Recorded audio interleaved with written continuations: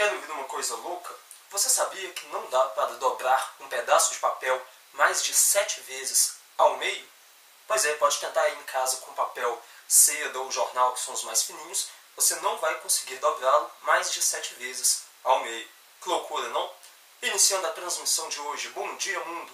Domingo, 26 de abril de 2015.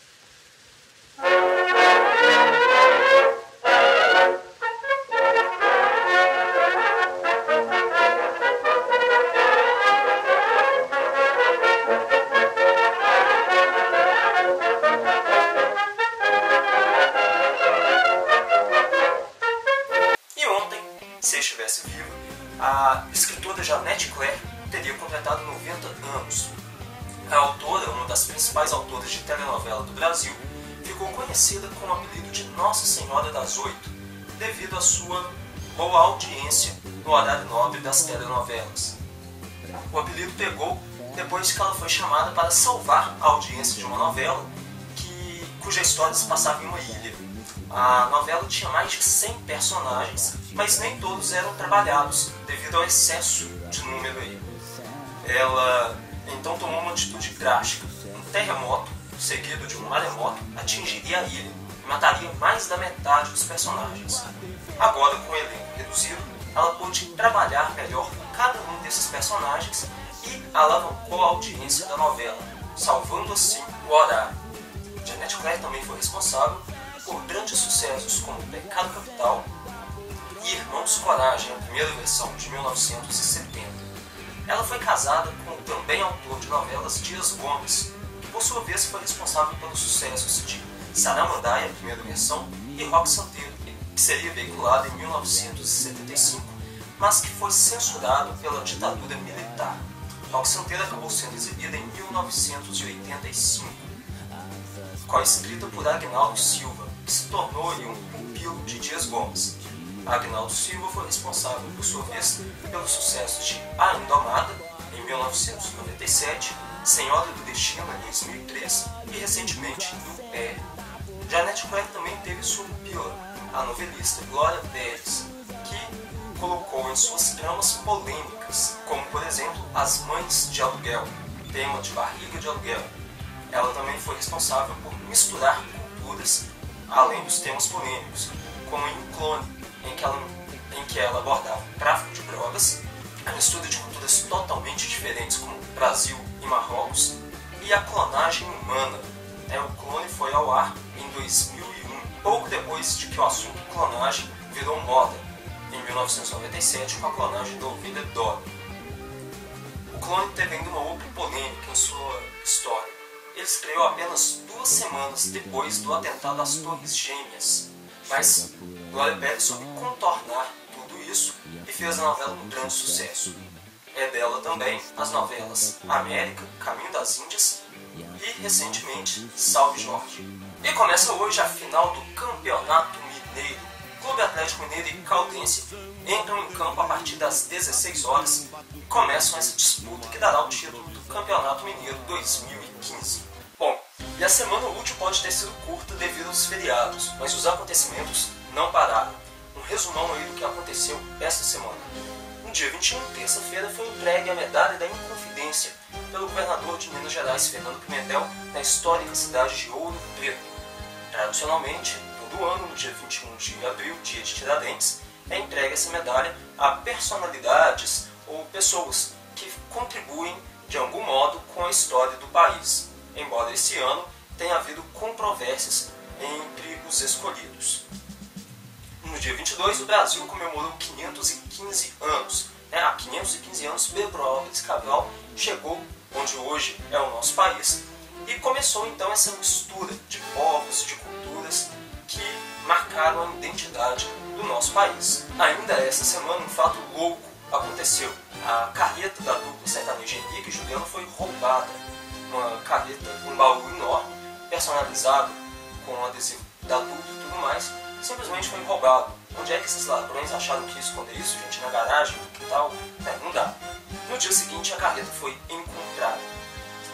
Foi desmantelada ontem uma quadrilha que é suspeita de aplicar golpe em aproximadamente 200 professores poxa, o professor já ganha mal pra caramba, o pessoal ainda vem e aplica golpe na categoria.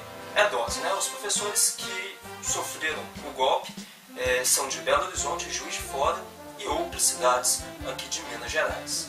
Bom, e alguns bairros de Vespasiano estão sem água desde ontem, por volta do meio-dia. Segundo a Copasa, o fornecimento foi interrompido na noite de sexta-feira para uma manutenção na rede, uma manutenção que já estava programada. E o fornecimento seria restabelecido a partir das 18 horas de ontem.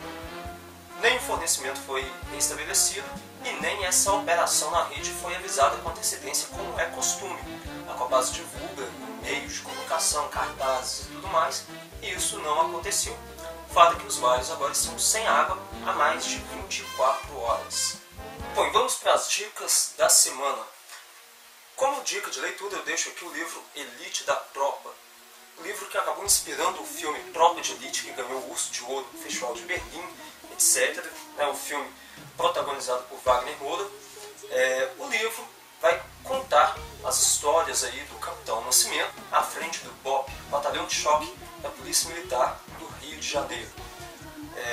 Inspirado em algumas histórias reais, os autores criam toda uma trama ficcional e dão vida a este mito da literatura e posteriormente do cinema nacional.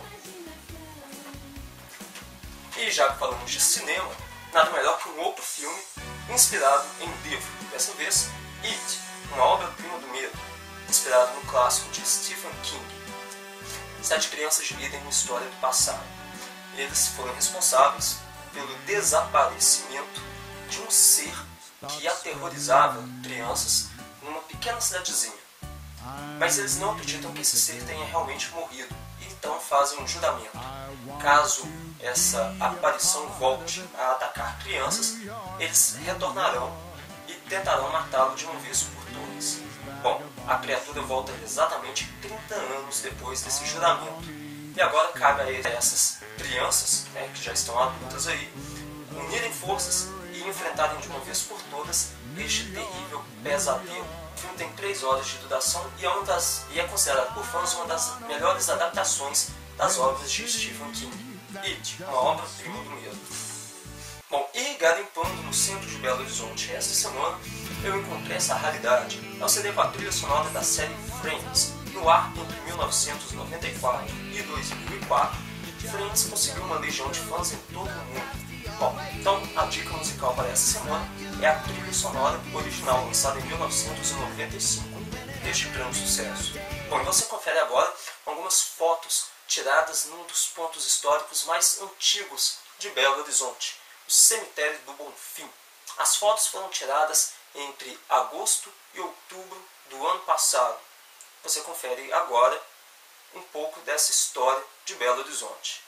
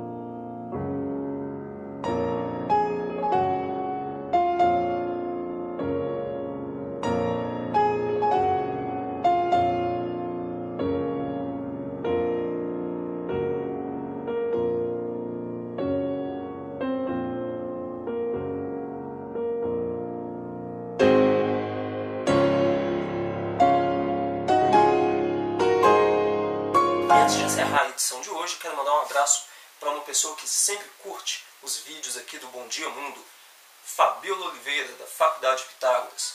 Grande abraço para você, obrigado aí pelas curtidas. Bom, e agora, como diz Miguel Falabella, para você um forte abraço, um beijo carinhoso, fiquem com Deus e até amanhã. Bom dia, mundo!